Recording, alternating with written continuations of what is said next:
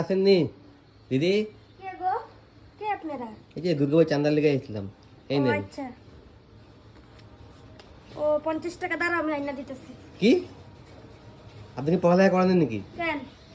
50 টাকা নেই, দেখেন তো কত, 5,000 টাকা লাগবে। আই সব্বু না, দুর্গাপূজার চাঁদা কি মানুষ 5,000 টাকা হয়? কেন 5,000 দিবেন না? বছরে একবার পূজা, আপনার এত বড় বিল্ডিং বাড়ি, 5,000 টাকা দিবেন না আপনারা? খায়া কাম নাই যে কত কত জায়গা পেছে বিল্ডিং বাড়ি থেকে 5,000 টাকা চাঁদা দিলাম না। খায়া কাম নাই। 50 টাকা আনতেছি, লিয়ে যায়েন 50 টাকা।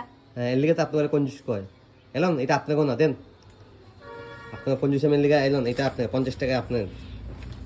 তখনই তো ঠিক আছে।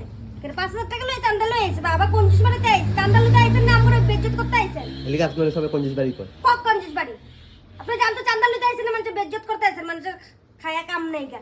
চাঁদা দিতাম না আমি, বেশি করলে 50 টাকা দিতাম না, 10 টাকা দিয়ে ধরে থুয়ে দেবো। হবে যদি আপনার 10 টাকা লাগবে না, আপনি যান অষ্টমী নবমী গিয়ে খায়েন, লাগবে না আপনার 10 টাকা, 1 টাকা লাগবে না।